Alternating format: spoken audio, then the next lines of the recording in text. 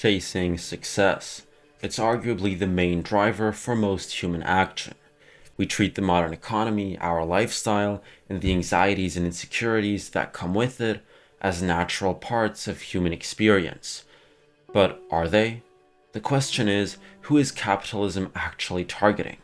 Because it is in fact not your neighbor, your best friend, or me. From a more sophisticated standpoint, you could argue that companies sell to your ego, your emotions.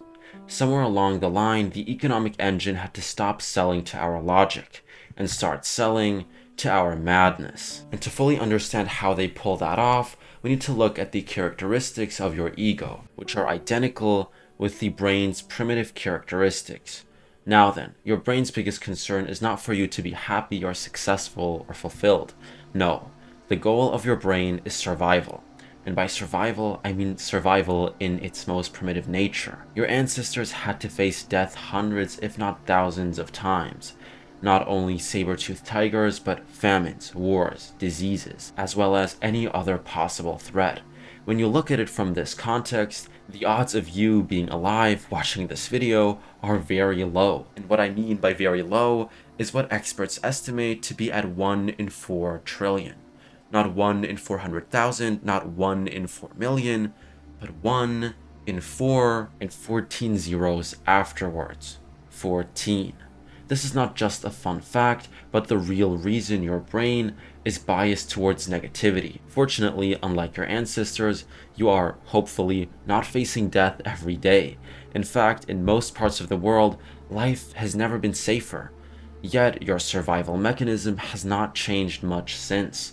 And in trying to protect you, your brain scans its environment looking for potential threats, which, one could argue, is in many ways obsolete. It scans for negative things that could be possible threats, negativity bias. Like approaching a girl is so scary specifically because of that. Rejection from the tribe used to significantly reduce your odds of survival. Therefore, your brain learned to detect, but also to avoid any sign of it. Again, your brain's job is not to make you happy, it's to ensure its own survival. Okay, your brain is wired for negativity. I think we got that. But how does that explain your girlfriend's or sister's 10th mini bag? Well, as we established, your brain is a selfish entity, and it doesn't give a damn about you. The same goes for your ego. Its concern is to survive, and the way it does that is darker than you think. The ego is the self-identity you've constructed throughout your life. It is a creation of the mind. Your thoughts created the ego, and therefore it has no basis in the concrete reality. And yet, companies have learned that they are most successful when they target that specific entity.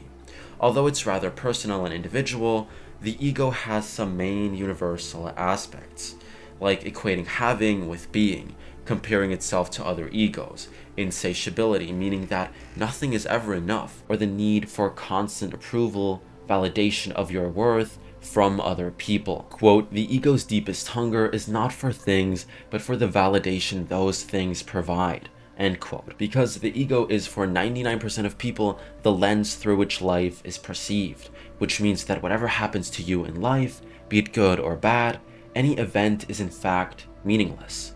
The only way you attribute meaning to those events is through your own interpretation of them. And that is a job that your ego performs. While highly self-conscious people can see through their egos, let's stick with the 99%. Your ego needs an identity to exist. Therefore, it wants you to be a go-getter. It wants you to conquer, to dominate, to achieve great things. Anything that makes you a somebody. And in the book, Master Your Emotions, the author argues that you become that somebody by identifying with things, people, beliefs, or ideas. But among most of the objects you identify with, your name, your nationality, your job, social status, beliefs, there is one that our society, our economic system is built around. And those are physical items. Your ego equates having with being, which is why it identifies with objects in the first place. It's why if you've attended a marketing class, you know that people don't just buy a product. They purchase the emotions or story attached to the product. The reason you want to buy a certain car is because you want to tell a story about yourself. You want to enhance your status or express your uniqueness through clothes, for example, or choose products that are associated with your values. Now, that is not wrong per se. It is the way your ego works. However, it becomes a problem when you become overly attached to material things, believing they can fulfill you. You might know that, quote, money can't buy you happiness, but in all seriousness, if people would actually act that way, our economy would not exist. But if our ego is as old as our ancestors, then how does capitalism and the consumer society, modern inventions, exploit the ego? How did buying turn from a rational decision to an emotional therapeutic act? Quote, the ego likes to identify with material things. It thrives in today's world. Perhaps we can say capitalism and the consumer society we're living in today is the creation of collective egos, which is why it has been the dominant economic model in recent decades. End quote. Before capitalism, people used to live in what is called a pre-consumerist or agrarian economy. Goods were more expensive. A pair of shoes would have cost you several weeks' wages. Clothes or decorations weren't just things you threw away.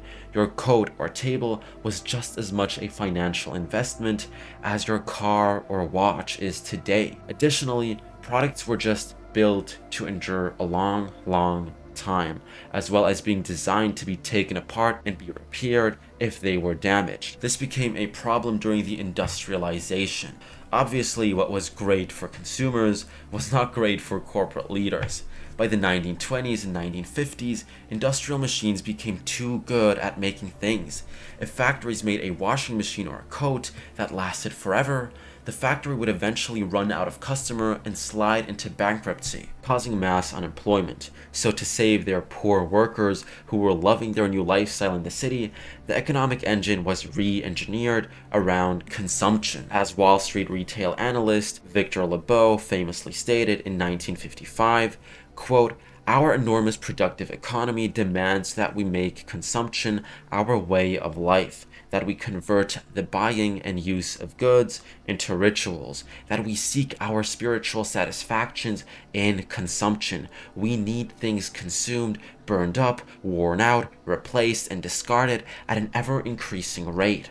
Simply stated, capitalists had to shift their strategy from selling to a person's intellect through utility, durability, or their price, to selling to a person's ego, selling them identity, status, and security. If a company sells a winter coat based on utility, they can only sell you one coat every few years because your physical body only needs one coat to stay warm.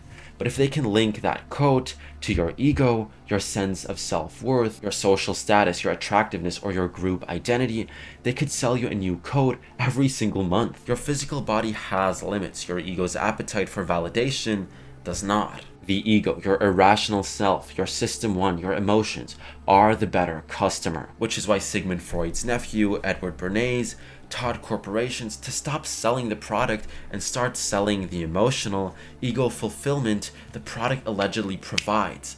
Instead of selling cars based on their utility, the fact that they bring you from point A to point B, cars are being sold based on people's egos, convincing a man that driving is what made him strong and independent, masculine. You see the same with smartphones, watches, or handbags. The economy thrives around insecurities. The best way to sell to your ego is to wound it first. First, it was the failure to provide. With the Great Depression and the rise of office jobs, products became indicators of social status and masculinity. If you don't buy this car, suit, or shaving cream, you look weak, unsuccessful, and your peers and boss will respect you less. Advertisers invented entirely fake medical conditions to humiliate women into buying hygiene products, popularizing the term halitosis to promote Listerine. I could go on and on, but today is no different. In summary, quote, we work jobs we hate, to buy things we don't need, to impress people we don't like.